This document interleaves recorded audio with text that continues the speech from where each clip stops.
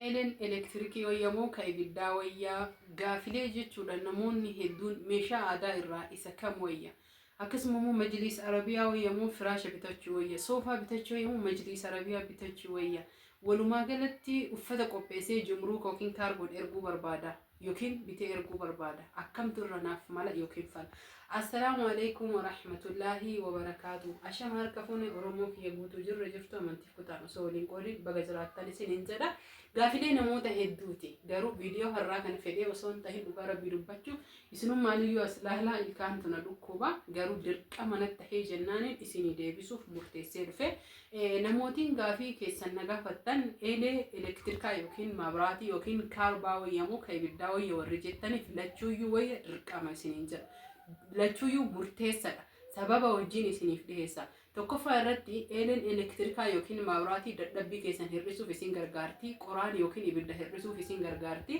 Akkasuma immoo tuyyuu dadhabbii hedduu walumaa galatti biyya Arabaatiif dadhabdan akka ta'e ibiddaa qabdu hin qabdu. Ibiddarrallee qaama keessan isiniif qusatti.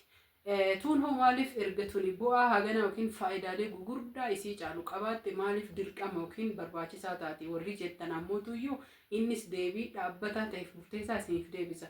Tokkoffaa irratti maabiraatiin yogguu bade lixii qadhistanii tasa dhaabatuu mala sababa roobaallee walumaa galatti faalama qilleensa biyya keenyatiin bifa manoof kolchaa bilbilatu bilbilame. Faalama qilleensa biyya keenyatiin maabiraatiin akka carraa isinii lixii qopheeffatta yookiin gargalee isin irratti bade eeleen qoraanii yookiin ammoo tuyyuu ta'aada murteessadha. Talafaa wayyamoo akkasuma ammoo tuyyuu tadhaabbataa taammaati bitatte wayya warri jettaniif walumattuun dhufu tadhaabbataa wayyaa isiniin jedha. Oromoo kiyya guutuu bilbila isin jeeqeef dhiifama manoof kolchaa isiniin jedha. Itti aansuun ammoo tuyyuu namoonni hedduun gaafii ajaa'ibaa gaafattanii dhugaa qabdanii hedduu hin ulfaata. Uffata jumruu kan bitee biyya galuu heda kanamaa kennu hadiyyaa yookiin kennaa galchuu wayyamoo mee akkam godhuu warri naan jettan akka dhuunfaa kiyyaatti isiniif dubbadhaa yookiin isiniif yaada. Maallaqa uffata namaa bitteenii galchuuf jumruu kan shuufi laalime tokkoffaa uffatanii bittaa, lammaffaa kaargoo kiiloo kafaltee galchita, sadaffaa ammoo tuyyuu achitti ka poolisaa kafalta, afuraffaa asitti nama dhaqee baasu san atis baasu tiraanspoortii ni kafalta yookiin ni qopheessita, shanaffaa irratti ammoo tuyyuu qaraxa ni kafalta, jahaffaa irratti feesisa ittiin feesiftullee ni kafalta. Garuu ammoo tuyyuu kana hunda goote jechuudha dimshaasha yoo irreen riyaalas ta'u dinaaras ta'u baay'ee guddaa kafalta. Walaakin dhuftee jechuudha biyya galtee waan barbaadde hadiyyaa biyya bittee kennullee ni dandeetta. Ammoo maallaqas kennuu ni dandeetta. Maallaqni sun parsantii 85 siifafa. Ati ammoo tuyyuu 25 kennitee 85 fayyadamta jechuudha. Karaa kanaanillee hadiyyaan salphisuu yookiin hir'isuu ni dandeenya isiniin jedha. Dhiifama mana of kolchaa hordoftootaf kabajamtoota kiyya waa argee seeqadhee. Itti aansuun ammoo tuyyuu gaafilee isin sirriin na gaafattan keessaa meeshaa gaafa galle yoo hin bitanna jenne maatiin keenya yoo nuu bitaa jenne meeshaa kana galtee bitattaatu maal goota faashiniin dabra jedhanii jettanii akkam goonuu warri jettanii gaafii na gaafattan dhugaa rabbii gaafii jechuu uf gaafachuu qabdanii. Tokkoffaa irratti gaafa galan meeshaa miti uffata bitachuu hin danda'u namni biyya ambaa ture jechuudha. Maaliif jettanii sababoo na gaafatan sababa murtaahaa tahee fi yookiin murteessaa ta'e qofa isiniif dhiyeessa. Tokkoffaa irratti jireenya biyyaa hin beektu. Jireenyi biyyaa dhuunfaa mataa isaatiin maallaqa si barbaachisa yookiin diinagdee si barbaachisa. Sadaffaa irratti hawaasaan waliin beektu. Hawaasa irraa dhalattee keessa guddatte kana afaan isaanii hin beektu. Kana jechuun afaan yoo isiniin jedhu haasa'a osoo hin tahini ilaalchi namni biyyaa ilaaluu fi ilaalchi nu ilaallu yookiin shamarran biyya Arabaa ture hedduu garaagarummaa qaba. Uffata jennaaniin ilaalcha haasa'a dubbii jechuudha. Nama biyyaa irraa isinii hima. Attisoo axaxxifatte kana hiika osoo ati hin jedhin itti kennan. Dhugaa rabbii dubbachuuf nu hawaasaa fi namaa waliin garree waan takka hin beeynu 100% onneen keenyas qulqulluu yoo jedhe ni danda'a jechuudha. Gaafa galtan argitan waan kana waan taheef jecha maallaqni qabaachuun murteessadha. Maallaqa hin qabaatin osoo hin qabaatin yoon qabaatin hin galina jechuu miti. Gaafilee hedduu jechuu jireenyi biyyaa ni ulfaata jedhanii akkamii jettan jireenyi sammuu abbaati. Dhugaadha. Achittis dalaydan malee jiraachuu hin dandeettan asittillee dalaydan malee jiraachuu hin dandeettan. Osoo Ameerikaa, Awustiraaliyaa fi biyyoota Awurooppaa namoonni hundi hawwanii halkanii guyyaa abjuun namoota hedduu Ameerikaa tahe kanallee osoo tahe dalagan malee hin jiraata waan taheef Itiyoophiyaallee yoo galtan ni dalaydanii maal dalagaa namoonni hedduun jettan bizinees irratti hedduu cinqamtan jechuudha. Dalagaa waan rabbiin itti sirazzaqi ati hin taa'in tattaafadhu akka galteen malee wanni hin dalagamne buna kara gurguranirraa jalqabee wanni hin dalagamne abadan hin jiru jechuudha. Garuu haala qilleensaa yookiin ammoo tuyyuu biyyaa xiqqoo wal dhadhaheen ulfaachuu ni mala. haa ta'u malee danda'uudha hunduu obsa qabaachuudha isiniin jedha. Itti aansuun ammoo tuyyuu namoonni hedduun gaafii ajaa'ibaa kana na gaafattanii warroonni meeshaa bitattan jechuudha. Meeshaa bittu kana mana nuu geessitaa warri jettanii gaafii isinitti akka ajaa'ibitti isinii geessa.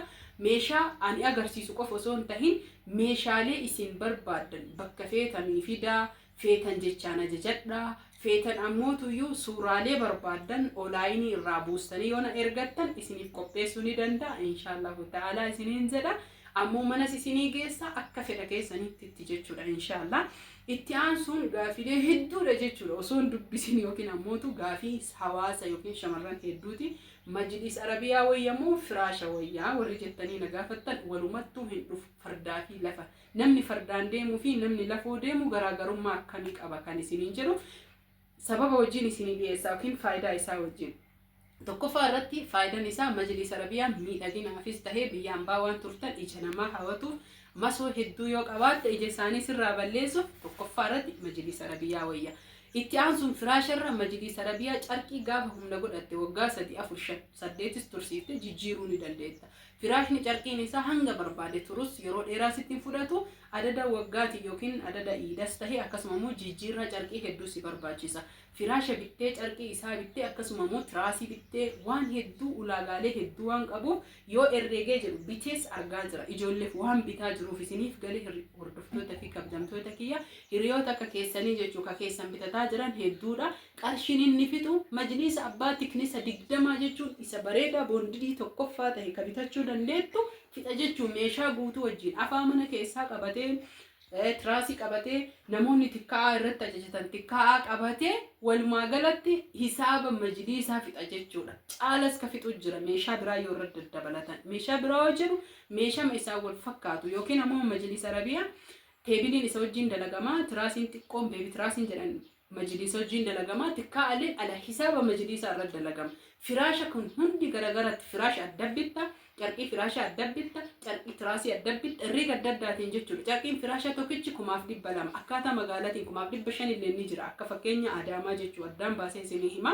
Firaashni 1800 jira, 2000 jira, 2500 jira. Akkaataa firaashni wal caaluun bitatta. Herreega meessinummaan kun tiraasiin akkas 250 300 akkaataa tiraasiitiin jechuudha. Caalus mala jechuudha. Akkaataa magaalaatiin garaagarummaa qabaachuu mala tikkaa adda bitta. Beebi tiraasii adda bitta, teebilii adda bitta, kun hundi jechuudha waan majlisaa caalu fudhata. Tokkoffaa irratti majlisa bitachuu isinii wayya warri firaasha fi carqii firaasha fi majlisa wal dorgomsiiftanii na gaafattan. Tamaam waliigalle amma Majlis Arabiyaa wayyamoo soofaa wayyaa warri jettanii miidhaginaaf soofaa wayyaa ammoo humnaafis tahee akkasuma immoo yeroo dheeraa namaa fudhachuuf waan hedduu namaa qusachuuf majlisa wayya jechuudha. Anis waan ofii kiyyaaf fedhadhee bitadheef. Maallaqni majlisatii fi soofaa tokkuma yoo katarii 10,000 garaagarummaa qaba malee soofaan hedduu miidhagaa akkasuma ammoo tuyyuu faashinaa akka addunyaatitti jechuudha. Intarnaashinaala faashinaa majlisni jechuudha biyya keenya keessatti malee akka addunyaatitti hin jiru. Kanaaf soofaan miidhagaadhaa jechuu barbaadeeti abbaan harka tokkichaan malaan qabatee tasgabbiidhaan naamusaan irra jiraate taananiin innillee yeroo dheeraa gaafata. Akkasuma immoo jijjiiramus danda'a. Mukni kunis yoo irraa cabe ka biraa jijjiirachuu danda'a. Dhaabbata jechuun firniichara nama beekanii ogeessa sirriitti hojjeturraa muka isaa bareedaa yoo ittiin dalaysiisan soofalleen bareedaa isiniin jechuu barbaade. Gaafilee hedduudha gaafiin isin na gaafattan qilleensa biyyaa na gaafattanii jireenya na gaafattanii nuu himii meenuu gorsii meenuu barsiisii waa'ee gaa'elaa irraa waa'ee abbaa manaa irraa hedduudha. Inshaallah kana hunda ammoo haala naa mijate taananii viidiyoo dabareedhaan qabadhee isinii dhufaa. Isin jaaladha isin kabaja. Video kiyya naa ilaalaa jirtanii hedduu galatooma Oromoo kiyya guutuu jecha isiniif ibsu tokkollee hin qabu. Yoo isin na jabeessitan si jaalannaa baay'ee si hin boonnaa hin boontuu ati jabduu teennoo jettan dhugaa rabbi bakka jechuun maal isiniin jechuu danda'a. Jechi ittiin ibsu waan hin jirreef galatoomaa isiniin jedha.